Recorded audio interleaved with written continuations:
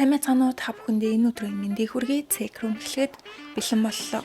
Өнөөдөр бүгдээрээ Америкийн Теннесси мужид болсон хэргийн тухай ярилцсан. 2020 оны 3 сарын 13-ны өглөө Теннесси мужийн Нэшвилл хотын баруун захад хэн нэгэн 911-т дуудлага өгчээ. Тэр хүн хэлэхдээ машины аваар гарсан юм шиг байна.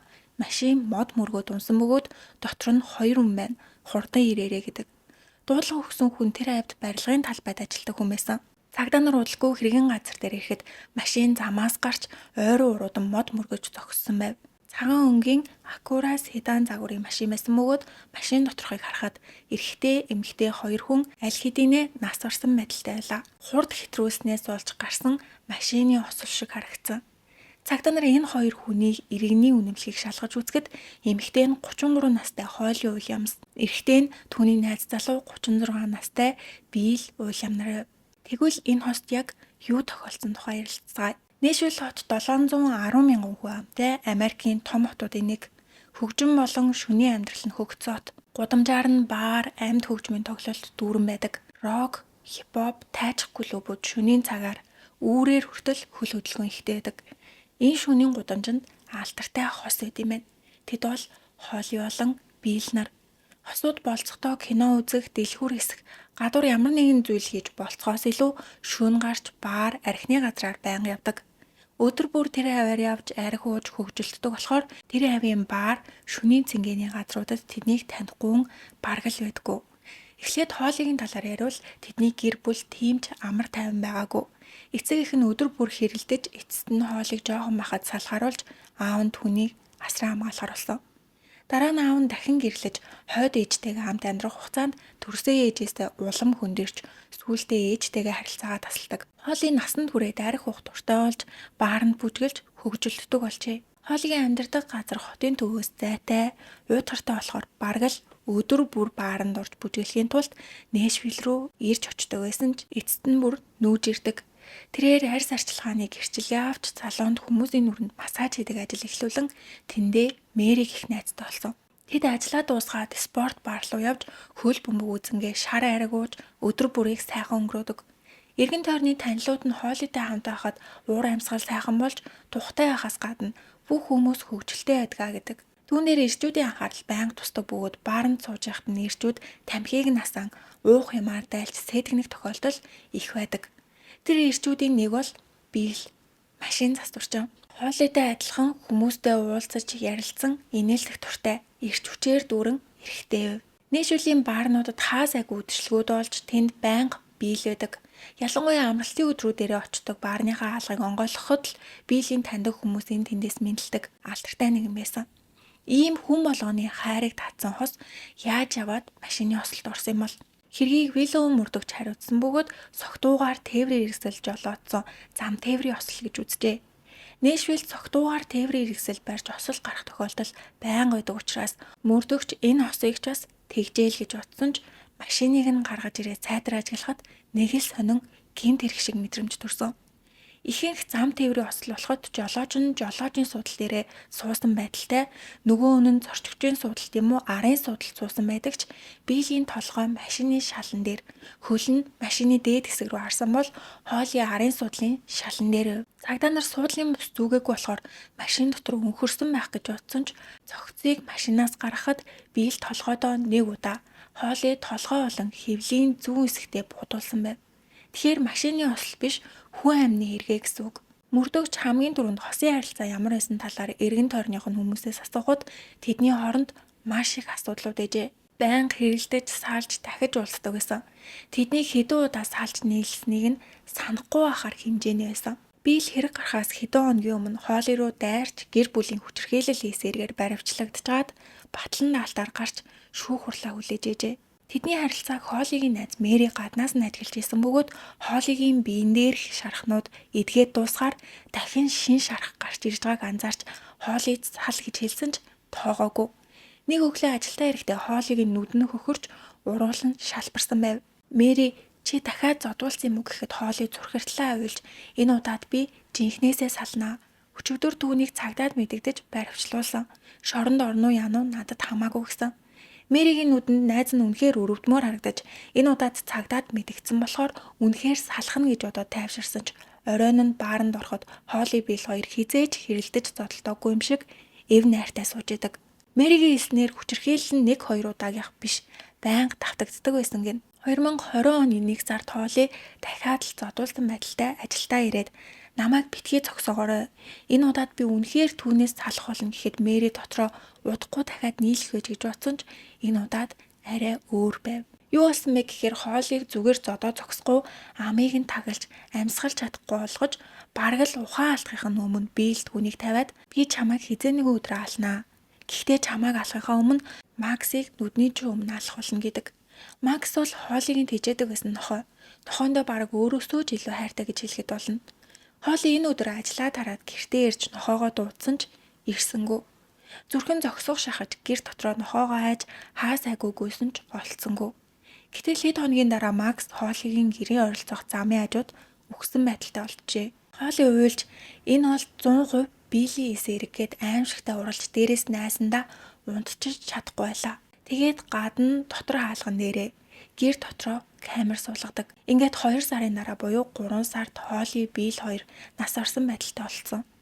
Эргэн тойрных нь хүмүүс танилуд нь ийм зүйл болно гэж мэдчихсэн юм аа. Билл уураа барьж дийлгүй нохоог нь алж дараа нь Холлиг хүртэл алчхаад өөрийгөө буутсан байх гэцгээж ялаа. Мөрдөн байцаах багчаас тэгж утсан. Билл архин дуртай. Дээрээс нь Холлиг зодож баригдсан болохоор цагдаа нар түүнийг бүтэхгүй гар гэж бодож өнгөрснийг нь шалгахад түүний бага насчаас хэцүүхэн өнгөрчээ. Билл 1983 оны 3 сард Теннесси мужийн Кларксби хотод төрсөн. Түүний аав Лейл нь асуудал ихтэй хүн байжээ. 1986 оны 11 сард Билли 3 настай байхад эхнэр хүүхэд хоёроо гэртээ буугаар сүрдүүлж барьцаалж исэн удаатай байна. Энэ явдлаас олж Лейл сэтгцэн имчилгээ хийхээр болж гэр бүлийнхэнтэйгээ ойртохгүй байх таслан сэргийлэх арга хэмжээ агуулсан ч 11 сарын сүүлээр 6 хоногийн дараа дахин гэрлүүгээ дарж жоохон үгийнхээ нүдэн дээр эхнэрээ хэрцгийгээр хутгалж хөнөөсөн. Лейл шоронд орсон ч энэ бүхнийг нүдэрээ харсан Биллхүү шоконд орох нь ойлгомжтой. Ингээд аав ээж хоёр нь хоёулаа алга болсон.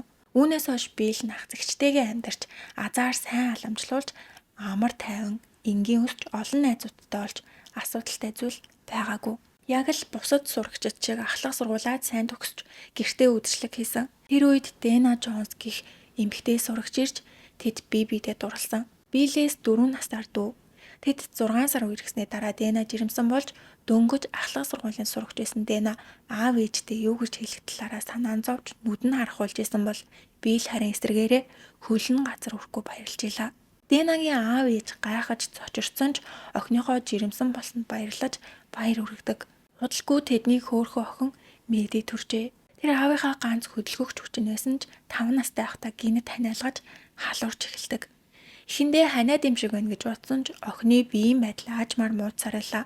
Эмнэлгээс нарийн мэрэгжлийн эмнэлэг рүү явахыг зөвлөсөн бөгөөд шинжилгээ хийхэд цусны хор давтартай сэтгэл санаагаа бэлдээрэй гэсэн хариу авдаг. Дэна Билл хоёрын хувьд дэлхийс сүрж байгаа юм шиг болсон. Охин нь эмчилгээ хийлгэж халдан болох үед Билл ч бас хамтдаа хүсээ хусч юу ч болсон энэ өвчнөд тэмцэж охиноо эрүүл болгохын тулд хичээсэн ч эцэст нь медиа 16 сарын турш энэ муухай өвчнөөр шаналж хаад хорвоог орхижээ. Үүнээс хойш Билл сэтгэлийн гүн хямралд орж өдөр бүр баарнуудаар хийсч хаах хүртэл тэнд сууж арх хүн гэртээ ирээд зүгээр ч нэг унтлахгүй Дэнаг харааж цохиж зоддог болсон. Дэна Билл битгий ингээ бидний ийм байдлыг охин манд хэнгэрээс харах юм бол хичнээн хэцүү байх бол гээд сүүлдээ бүр тэсгээ ойлж чи үнэхээр охиндоо хайртай юм бол надаас сал дахиж битгий холбоо бариараа гэдэг. Эцэст нь тэд салж Билл дахиж Дэнатай холбооч бариагүй. Тэрээр партинд улмал донтож илоо. Ингээд ч болтгой уутаргуунгаа мартахыг хүссэн баг. Дараа нь 2018 онд хөгжмийн наадам болж тэнд Холлитой уулздаг. Биллийг гаднаас нь харахад арх сайн даадаг, хөгжилтэй харагдсан болохоор Холли түүнд анхны харцаар дурлж уулзаж эхэлсэн ч удалгүй Биллийн нууж исэн зангууд гарч ирэх нь ойлгомжтой. 2020 онд осол гарахаас хэдэн сарын өмнө хайртай нохой Макс үхэж Холли энээс болж травматай болоод зогсохгүй заналхийлэл хүчирхийллээс болж зарга мэдүүлж шүүх хурлаа хүлээж исэн бөгөөд гэртээ камер суулган хаалганыхаа төгжээг түлхүүрээр онгойлгодог байсныг нь дижиталаар сольжээ. Хэдэн хоног өнгөрч Холли ажилдаа явсны дараа Билл гэртээ орж ирээд Холлиг хайж эхэлдэг. Гэрийгээ төгжээг хүртэл сольжоод хахад яаж орж ирсэн бол Ингээд ажлаад харж ирсэн хоолыг камерынхаа бичлэгийг үзээд айсандаа дижитал хаалганы төвчээ хийсэн газар руу залгаж таны хаалганы төвчээнд итгэж чадахгүй нэгэд буцаагаад түлхүүрээр нэгддэг болохоор сольдог.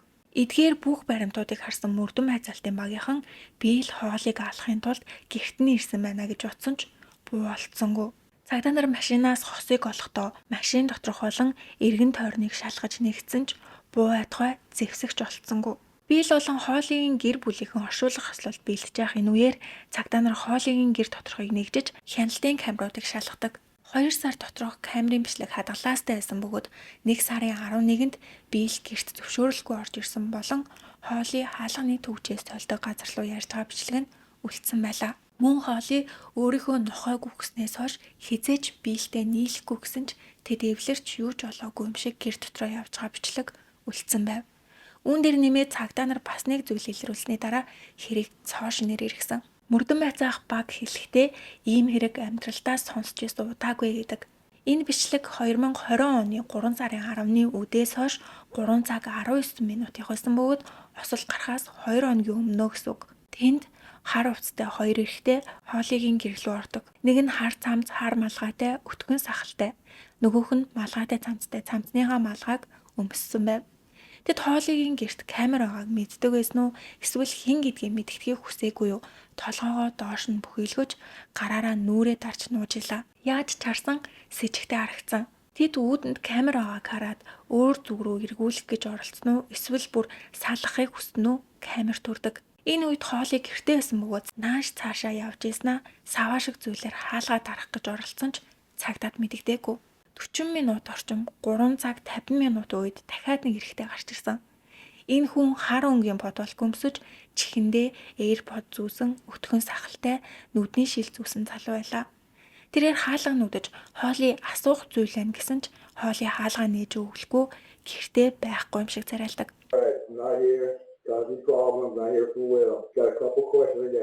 Хэсэг хугацааны дараа 3 эрэгтэй алга болжээ. Ингээд 2 хоногийн дараа 3 сарын 12-ны шөнийн 11 цаг 40 минутын орчимд хоолыг бийл хоёрын гэрээсээ гарч байгаа нь камерт бичигдсэн. Бийл ямар нэгэн зүйлээ мартсан уу яасан буцаж ороод гарч ирдэг. Тэдний байгаль байдал энгийн байсан бөгөөд хэрэлдэж муудалцсан юм шиг харагдаагүй. Ингээд тэд хамтдаа нэг тишээ алхсан нь машин зогсоол руугаа явсан байх. Магадлал өндөр. Гэтэл хид хідэн удаа буудах буунду болон шил хагарах эрэгтэй эмэгтэй хүмүүсийн ойрлолтох чимээ сонсогдсон бөгөөд тэр бол бийл хоолын хоёрын хоолой байлаа.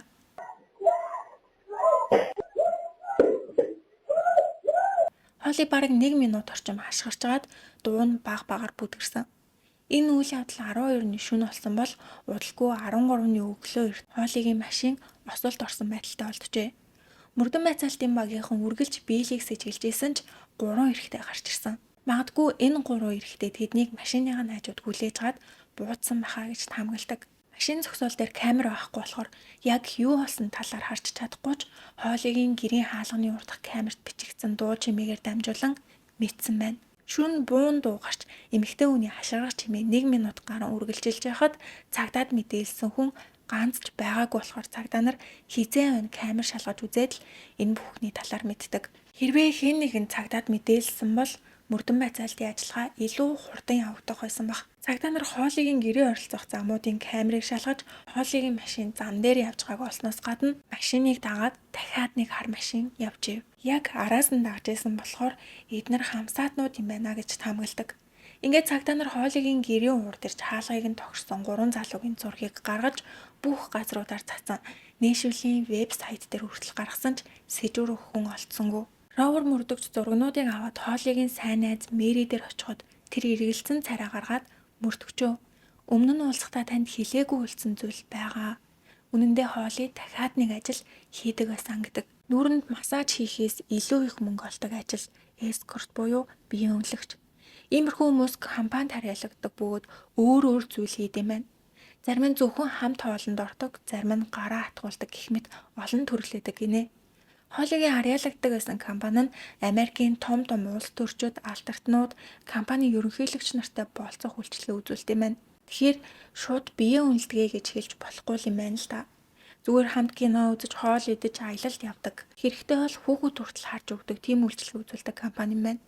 Холли энд Лейла гэх нэрээр ажиллаж өөрийнхөө жинхэнэ нэрийг нуусан бөгөөд энэ ажлыг 18 настайгаас эхэлж хийсэн гэдэг. Энийг Холлидэд дотно хүмүүс бүгд мэдчихсэн. Тэрээр мөнгө их олдог болохоор өнгөрч байгаа юм шиг найзууд гэрээхэндээ ажлынхаа талаар ярихдаа энэ удаад 3 өдөр 2 шөнө аялалд яваад $20,000 авсан гэх мэтээр ярьдаг. Энэ ажлыг нь би л ч бас мэдчихсэн. Хоолойгоо олсон мөнгөөр тэд хамтдаа хооллож, үнэтэй брендийн юмнууд худалдаж аван, үнэтэй тавилан авч аялалд явах гээд хийж болох бүх зүйлийг л хийдэг. Ийм ажил хийдэг хүмүүсийг энгийн хүмүүс харахтаа хурдан их хэмжээний мөнгө олдог гэж ярьдагч энэ ажлыг хийдэг хүмүүс харин амархан мөнгө олдог нь үнэнч олох мөнгөө хурдан олоод эндээс хурдан гарах хэрэгтэй гэцгээдэг. Цагдаа нар бодохдоо магадгүй хоолойгийн үйлчлүүлэгчдийн дундаас нэг нь буцаж ирээд биелдээ маргалцсан биш байгаа гэж таамаглаж авах үеэр хоолой биел хоёрын утасны шүүх шинжилгээний дүүн гарч тэнд нүдэнд туссан нэгэн утасны дугаар гарч ирдэг. Энэ дугаар хоолойтой утсаар ярьж мессеж бичлэлсэн байв. Тухайн үед хоолой нөгөө ажлаа хийхдээ тусдаа утас ашигладаг байсан ч хоёр утаснаас нь хоёулангаас нь тэр дугаар гарч ирсэн. Мөрдөн байцаалтын магийнхан дугаарыг шалгаж үзэхэд албан ёсны дугаар биш IP утас байв. IP утас гэдэг нь зөвхөн интернет ашиглан дууд шуудын илгээх, залгах, видео дуудлага хийхэд ашигладаг. Энгийн утаснаас ялгаатай нь кабель дээр суурилдаггүй дижитал сигналын тусламжтай ажилдаг нэгэн төрлийн харилцах хэрэгсэл. Энэ утсыг ихэвчлэн гэмт хэрэгтэн мансууруулах бодис доомтогч нар өөрсдийгөө нуухын тулд ашигладаг гинэ. IP утас болгон дээр дугаар байх бөгөөд мөрдөгч тэр дугаарыг хайж удсан ч утасны дугаараар биш имэйлээр бүртгүүлсэн байсан учраас имэйл хаягийг нь олж чаддаг.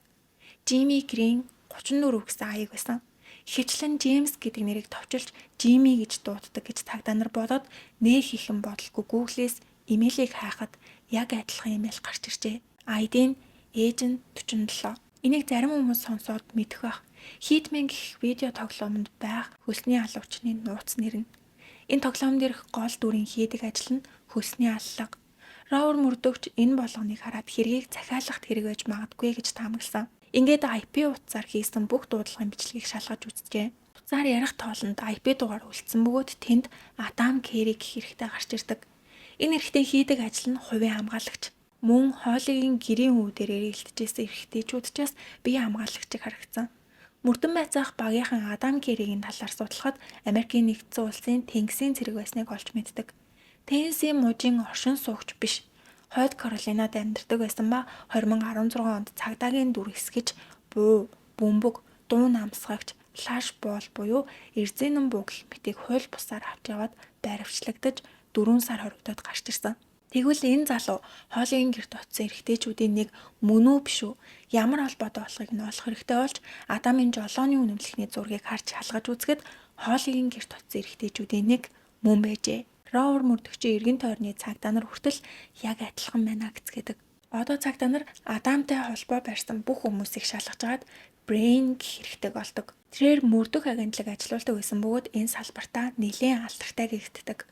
Улс төрч алдартай хүмүүс түүнд ажилд таалгадаг байжээ. Тэр ч бас Тэнгисийн цэрэгтэйж Афганистан ойрох дорнотод хэдэн жил ажилласан бөгөөд ямар нэгэн зүйл хайж олохдоо маш сайн хурднаас гадна хайж байгаа хүн нь хинтээ хаана уулцсан ямар зочид буудалд байрсан гэд иймэрхүү зүйлс олохдоо шилдэг нь байсан болохоор тэтгэврт гараад ур чадвараа ашиглаж өөрийнхөө хамгийн сайн идэг зүйлээр мөрдөх агентлаг ажиллаулдаг. Гэвч Brain-ийн араас хөөцөлдөжсэн хүмүүсээс нь холбооны мөрдөх товчооныхон мэжээ. Brain ч бас Теннесси мужийн оршин суугч биш, Техас, Хойд Каролина болон Теннесси мужийн хооронд ирж очиж амьдардаг. Ингээд хоолой биел хоёрын хэргийг холбооны мөрдөх товчоо хариуцаж авахар болж хамгийн түрүүнд Brain-ийн мөрдөх агентлагийн компьютерыг хакертаж с ิจ гтэй бичиг баримтуудыг олдог. Гарчиг нь Tennessee C-Trip нь үндэсний тагнуулын ажилтан юм уу цэргүүд тусгай хүчний ажилтнууд мэдээлэл цуглуулж солилцдог юм байна. Энд хэрэг болсон газрын нөхцөл байдал, оролцсон хүмүүс гих мэт мэдээллүүд нарийн тодорхой тайлан шиг байдаг. Ихэвчлэн цэргүүд их ашигладаг. C-Trip дээр хоолой биел хоёрын эргийн талаар хүмүүс мөнгө авч энэ эргийг хийсэн байж магадгүй. Тэдний хэргийн газраас зөөврөлсөн гэсэн мэдээллүүдээс бөгөөд хүлээн авахч нь Гилад Фела гэх хэрэгтэй. Цагдаа нар Гилад Фелагийн талаар судалж үзэхэд энэ хүн чаас хувийн бие хамгаалагч хийдэг нь тодорхой болдог. Нилийн олон олонний танил хүмүүсийн бие хамгаалагч хийжсэн Гилад ч бас Теннесси мужийн оршин суугч биш. Техасын Остноос гаралтай 180 см орчим өндөртэй булчинлаг биетэй Израиль төрсөн. Тэрээр Израилийн Мосод тусгай өвчин байсан гэж ярьдаг. Мосодын гол үүрэг нь гадаад улсад тагнуул хийх, террорист ажиллагаанаас сэргийлэх, тусгай ажиллагаа зохион байгуулах, еврейчүүдийг хамгаалах үүрэгтэй. Энэ дэлхийд алдартай Мосодын тусгай өвчнөд чадварлаг элитүүд л орд юм байна. Гилад өөрийгөө энд байсан гэж ярьдагч батлагдсан зүйл байдаггүй. Ингээд 1999 онд Калифорни, Лос Анжелест амьдарч чад бие хамгаалагчийн ажлаа эхэлсэн. Гилад жүжигчин Чарли Шиний бие хамгаалагч хийжсэн ч Чарли Шиний хувийн амьдрал хэвлэл мэдээллийнхний анхаарлын төвд байсан тэрээр согтууруулах ундаа хар тамхи бүр маш олон эмэгтэйчүүдтэй холбогдчиход 2015 онд өөрийгөө дохтой гэдгийг зарласан. Энээс гадна зан чанарын асуудлууд ихээс учраас жүжигчнийх нь карьер багаар унаж эцэст нь Гилад ажлаасаа алгадаж гэр бүлэрээ Техасын Остин руу нүүж эндээ Spirit Tape гэх хамгаалтын компани байгуулсан. Яг энэ үеэр 2020 оны 3 сард коронавирус болж дэлхийн нийт дээрээ хэцүү байх үед Гиладын эхнэр Жана гоо сайхны газар нээсэн ч ашиг олохгүй тэдний амьдрал арай гэж хөлдөрөө тогтж итэл нэг өдөр Гиладад дуудлага ирж ийм ажил хийх эсхийг чинь мэдэхгүй ч миний бизнес хийдэг газрын ойролцоо орон гэргүй хүмүүс майхан бариад байна. Энэ хүмүүсийг хөөж өгч чадахгүй гэсэн. Гилад руу залхсан хүн бол Остин дахь хамгийн алдартай Toyota-гийн гүйцэтгэх захирал байсан. Ингээд Гилад захиралтай урт хугацааны гэрээ байгуулжээ. Яагад гэвэл орон гэргүй хүмүүсийг нэг удаа хөөлөөгээд явчихгүй. Тэгсэн ч Гиладад өөр ажлын санал байхгүй болохоор баярлж дахиж орон гэргүй хүмүүсийг энэ хавьд ойртуулахгүй гэдэг. Захирлын нэрийг Эрик Мон гэдэг бөгөөд Остинд үнэхээр алдартай нэгэн. 1950-аад оноос эхэлж өвөөгөөсөө хойш автомашины худалдаа эрхэлсэн тэрээр зөвхөн Toyota-гийн машинч биш Volkswagen-ийн машинуудыг ч борлуулдаг байжээ. Одоо танд хитрхи хол явцсан юм шиг санагдчихэж магадгүй. Нэшвилд болсон хосын эрэг яаж аваад Техасын Остин хотод ямар ч хамааралгүй машины бизнес эрхэлдэг захирал Эрик хүртэл ирсэн болоо гэж бодож байгаа. Тэгвэл Эрикийн нэрэгт хамгийн чухал хүн нь өмнө нь ярьсан бие хамгаалагч Гилад, Адам, Брейн нар бүгд Эрикийн тушаалаар хөдөлсөн.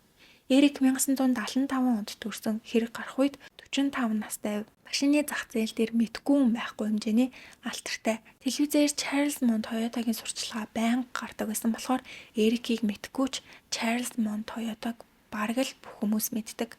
Эрикийн хувьд юунаас ч илүү үнцэнтэй зүйл бол гэр бүлнээс. Тэрээр эхнэр болон 2 хүүхэдтэй. Остонд хамгийн үнэтэй тансаг 10 өрөө хаусанд амьдарч зөвхөн дээд зэрэглэлийн баячууд цугладаг Austin Country Club-ийн гишүүн байсан. 2019 онд том үн их сургуульд орсон бөгөөд сургууль нь Тенси мужийн Нэшвилд байрладаг гэжээ. Эрик хүүгээс сансан үедээ байнга Нэшвил рүү явдаг. 2020 оны 2 сард Нэшвилд ирэхдээ арай өөр зүйл бодож эхэлсэн. Энэ орой Эрик хүүтэйгээ оройн ол идэж ярилцаад хүүгээ явуулж оройн 9 цагийн үед буудлын руугаа ордог. Хүн сургуулийнхаа дотор байр руу явж Эрик буудлын руугаа ганцаараа буцаж ирээд өрөөнийхөө хаалгыг онгойлгоод л шууд уцаар ярьж хэдэн хоногийн өмнө эскорт авах захиалга өгсөн. Би одоо буудлын дээр ирсэн байна гэхэд цаанаас нь удахгүй эмэгтэйг явуулна гэж хариулдаг. Эрик Остонд ямар нэгэн буруу зүйл хийх юм бол тентгийн бүх хүмүүс түүнийг таньдаг болохоор хол ирж Нэшвилд ийм зүйл хийдэг. 2 хоногийн өмнө эскорт компанид захиалга өгсөн байжээ. 2 сарын 5-ны 9 цаг хагаст коктейл хамт уух эмэгтэй хэрэгтэй байна. 90 минут гэсэн имэйл явуулт цаг авсан. Эрик буудлынхаа бааранд эмэгтэй хүлээж итэл Лейла Ле буюу хоол ирсэн. Эскорт хийзэж биеэ үнэлэхгүй гэж ярьдагч тэд уулзан хамтдаа коктейл уужгаад буудлын өрөөр ордог. Ингээд Эрикийн авсан цагч дуусч маргааш нь Эрик Остин руу хоолын ажил руугаа явдаг. Тэдний хооронд ямар ч асуудал үүсээгүй. Зүгээр л богинохон уулзалт хийгээс салсан. Ингээд бараг сарын дараа 3 сарын 1-нд Эрикийн утсанд нэлээд урт мессеж ирв. Саяхан эскорт үйлчилгээ авсан мэдтэй. Гэр бүлийнхэн чинь энэ тухай мэдж байгаа юу? Надад зургнууд байгаа. $25,000 буюу 85.9 сая төгрөг өгөх юм бол зургнуудыг устгаж өгье. Үгүй бол Остонд очиод бүгдийг нь дэлгэж чамайг тамрууч явуулна гэсэн сүрдүүлгийн мессеж байсан. Ингээд Эрик нэр үндэ унгаахгүй тулд хамгаалтын компани захирал Гиладад болсон зүйлийн талаар хэлэхэд Гилад цагдаад мэдгдсэн дээр хаа гэдэг. Харин Эрик юун цагдаа нар вэ? Чамд ч гэсэн ихнэр хүүхдүүд байгаа зү. Мэдх юм бол асуудал бүр томрно гэд цагдаад мэдгэдгийг хүсээгүй. Ингээд Гилад туслахыг хүсч эхлээд Лейла гэх эмэгтэй хэн болох талаар судалж эхлэн хамгийн түрүүнд Брейнд хандсан. Угаасаа мэдээлэл олохдоо сайн Брейнд Лейла гэх хүнийг хайх тийм ч том ажил биш байсан. Холли Уильямс 33 настай гоо сайхны салонд ажилладаг. Занлхийл хийсэн үнэн бие л Уильям. гэж тайлан бичээд Гиладад өгөв. Энэ хүртэл Холли Билл хоёрыг ямар харилцаатай гэдгийг мэдээгүй байсан. Гилад Брейнд хүмүүс өсөлж Холлигийн гэрлүү явуулж Холли Билл хоёрыг ямар харилцаатай болохыг нь олж мэдээ гэдэг. Ингээд Брейн сайн мэддэг хүн болох Адам Кэрийг явуулжээ. Адам Холлигийн гэрт ирэхдээ өөр нэг хүн дагуулж ирсэн нь 3 сарын 10-ны үдээс хойш ирсэн хар хувцастай 2 эрэгтэй. Удалгүй Брейн өөрийн биеэр ирж Холлигийн хаалгыг нүдж ярилцахыг хүссэн ч Холли хаалгаа нээгээгүй. Үүний дараа буюу маргааш нь 3 сарын 11-ний өдөр нэг удаа, хэрэг гарсан 12-ны өдөр дахиад нэг удаа Холлитой уулзгаар ирсэн. Эцэст нь Холлигийн найз залуу би шантаж хийсэн гэж үздэг. Энэ хөлсний хүмүүсийг Гилад удирдах хөдөлгөжсэн бөгөөд Эрикийн талаар огт мэдээгүй гэдэгч 3 сарын 11-ний өдөр хөлсний хүмүүс Холлигийн гэрийн гадаа шантаж хийсэн биелийг яах эсгээ шийдэж чадахгүй манжай хоронд Эрикийн гэрийн утсанд дуудлага ирж Эрик авахад мессеж авсан бидтэй 10 хоног өнгөрлөө $25,000 хизээ өгөх юм бэ гэж биел залгасан. Эрик сандарч энэ утсыг би аваагүй байсан бол эхнэр юм уу хүүхэд маань авах байсан гэж бодоод улмал аимшигтай санагдаж тэр дороо Гиладтай холбогдсон энэ хүн бүр манай гэрийн утас руу залгасан. Ямар нэгэн арга хэмжээ аваа гэдэг. Гилад зүгээр алчхуу гэд тэд тохиролцсон байна. Маргааш нь Гилад Адам Брейн хоёрыг дуудан биелийг чимээгүйхэн цааш нь харуулцгаая гэхэд нөгөө хоёр биел Холли хоёр байн хамт явдаг штэ гэв. Гилад тэгвэл биелийг ямар ч болцолгүйгээр алаад Холлиг тухайн үеийн нөхцөл байдлаас шалтгаалж яахаа шийдье гэсэн. Алга хийхэд Адам Брейн хоёр тус бүр $60,000 буюу 205.9 сая төгрөг санал болгож тэд зөвшөөрдөг. Гилад Эрик рүү залгаад энэ эргийг ажиллаад цэвэрхэн идэг найзуудаа даатгсан байгаа. Тэд тэнгисийн цэргүүд болохоор хэнд ч мэдэгдэхгүй сайн зохицуулна гэд $905,000 авсан. 3 тэрбум орчим төгрөг. Холбооны мөрдөх товчоо Эрик, Гилад, Адам, Брейн нарыг хэрэгтэй хамааралтай гэдгийг мэдчихсэн ч баривчлах юм уу яллах, нотлох баримт огт байгаагүй. Ил болсон зүйл нь Эрик Гиладад хэрэг гардаг өдөр $150,000 буюу 500 сая төгрөг өгсөн. Ил болсон ч угаасаа тэд орон гэргүй хүмүүсийг нүүлгэх гэрээсэн болохоор үнийг захиалах даалгын төлбөр гэж үзэхэд хэцүү байлаа. Холбооны мөрдөх товчоо ямар нэгэн зүйл болохын тулд Адамтай Холлигийн гэрт ирсэн нэр нь мэддэхгүй байгаа залуутай уулзгаар шийддэг. Энэ залуу Холлигийн гэрт очсон ч аллахад оролцоогүй. Холбооны мөрдөх товчоо залуутай холбогдож баривчлагдах эсвэл хамтарч ажиллах гэсэн санал тавьдаг. Залууч хамтарч ажиллахаар болж Адамтай холбоо барин бүгдийг нь дуу хураагаараар бичжээ. Залуу Адам Хидмэнийг хайцхан хүн байна. Хөлс нь хэд орчим болох вэ гэж асуусан гэхэд Адам үйлчлүүлэгчид $60,000 гэж хэлээрээ доошо буулгаж болохгүй шүүгээд аллагынхаа төлөвлөгөө гаргахаар өдөр цаг тохирч Осло хотын ресторанд уулзгааруулж уцаа салгасан. Ингээд Адамыг баривчлах нотлох баримттай боллоо. Холбооны мөрдөх товчоо болон мөрдөн майцах багийнхан зарим нь зэвсэглэж, зарим нь энгийн хувцлаад уулзгаар тохирсон газартаа ирсэн ч уулзгаар ирсэн үнэн нь Адам биш, Брейн ирж энгийн хувцлсан цагтаад миний машинд орж ярилцъя гэсэн санал тавьж машинд суудаг. Энэ байдлыг харсан бусад ажилчид бүрэн бэлэн байдалтайсэн ч тэдний төлөвлөснөөр болоогүй. Цаашдаа юу болох нь тодорхойгүй нэлээд сандарч Брейн анзаарсан болов. Албаар цугтахын тулд ингэж байгаа болов гэд нөхцөл байдлыг анхааралтай ажиглажээ. Бүгд Брейний эхний хэлэх үг юу аах вэ гэж анхааралтай сонсч хүлээж итэл Брейн ажилтнаас та мэдээ харсан уу гэж асуудаг. Ямар мэдээ вэ гэхэд Нэшвилд гарсан алуурчны эргийг тэрийг хараагүй бол нэг хараад үзээрэй. Тэр чинь би. Ганц эрэгтэйгч биш 2 үнийг зэрэг алсан. Эрэгтэй нь ямар том бийтэйсэн гэж би цэвэрхэн дуусгасан. Тэр авийн оршин суугчдаас хинэн ч цагдаад мэдэгдээгүйгээл бод гэж онгорч ярьдаг. We had to take them at the same time, dude. I took the big duties of fighter and caught my hand in the door and everything. But I still got them. Бусад алуурчид захиалах даалгах хийсэн бол мөнгө аваад тэр чигтээ нуугдад алга болох байхад Брейн харин дөнгөж саяхан уулцсан анх харсан хүндээ хийсэн ирэхэд илгсэн. Хэдэн хоногийн дараа Хойд Каролинагоос Адам баривчлагдаж тэр өдөр нь Калифорний Сан-Диегод Брейнийг баривчилсан. Түүний хүү Тэнгисийн цэргийн корпус дадлагжигч хийж исэн бөгөөд хамгийн сүүлийн өдөр буюу төгсөлтийн баярт нь баяр хүргэхээр явжгаад баривчлагджээ. 2 хоногийн дараа Гилад Техас мужийн Остин нисэх онгоцны буудлаас баривчлагдаж Эрик лүүлсэн. Эрик маш тайван байсан бөгөөд Гиладын ажилуулдаг хамгаалалтын компани болох Spear Tip-ийн Google review дээр Spear Tip маш мэргэжлийн бөгөөд ажлаа хурдан шуурхаа хийдэг. Цаашдаа үргэлжлүүлэн үйлчлүүлэх болно гэсэн ревюг Холли Билл хоёрыг нас барсны дараа үлдээжээ. Холбооны мөрдөх товчоо Гиладыг ашиглан Эрикийн хэргийг хүлээлгэхийг оролдож, Гиладыг Эрик рүү залгуулж жоохон асуудал гарлаа. Холли Билл хоёрын эрэг дээр түрээсэлсэн бууны эзэн чамайг энэ эргийг хийсэн гэдгийг мэдээд $25,000 нэмж өгөх гээд байна гэхэд Эрик маш тайван би чамд $150,000 өгөх болохоор өөрөө мэдээд зохицуул гэжээ. Тэдний яриа дуусах үгүй баривчлах тушаал гарсан. Эрик тухайн үед уцаар ярьж байхдаа ан хийж дуусаад машинаа бариад явж ээжээ. Холбооны мөрдөх товчоо болон Техасын цагдаагийн хэд хэдэн машинууд Эрикийн машины замыг хан түүнийг баривчилсан. Болсон явдал тодорхой болж Остинд бөө юм болж хүмүүс энэнд итгэлгүй ямар нэгэн буруу ойлголцол гарсан байхаа гэцгээдэг. 2023 оны 11 сарын 3-наас тэдний шүүх хурал Нэшвилл хотод болсон. Энэ шүүх хуралд Гилад байгаагүй. Яагаад гэвэл Эрикийг баривчлахад маш их тусалсан гэж үзээд ялыг бууруулж шүүх хурал нь хүлээгдэжсэн. Харин Эрик, Адам, Брейн нар хэргийн тухай огт мэдэхгүй гэцгээдэг. Прокурор хоёр төрлийн нотлох баримт гаргажээ. Нэг нь Эриктэй утсаар ярьсан бичлэг. Нөгөөх нь Холлигийн гэрээ үүдний камерын бичлэг. Камерт тэдний хийж байгаа үйлс гараагүй ч дуу нь бичигдсэн. Энийг прокурор шүүх хурал дээр тоглуулж шүүх танхимд тэр чигтээ гайхширдаг. Ингээд прокурор Эрикийг хийсэн эрэхтэй харамсаж гинүү гэж асуухад түүний хариу үйлдэл үл тоосон хайхрамж харагддаг. Харин Эрикийн өмгөөлөгч хэлэхдээ энэ бол бүгдээрээ Гиладын хийсэн хэрэг. Эрикийг буруутгаж баг ял авахыг хүссэн. Израилийн Мосад тусгай хүчин байсан гэдг нь худлаа гэж эцсийн хүртэл буруугүй гэж зүтгэдэг. Уцаар харахтаа өөрөө мэдээд зохицуул гэж хэлсэн нь зүгээр л сайнаар шийтгэхийг хүссэн болохоос ш аллах хийгэж огт хэлээгүй гэдэг.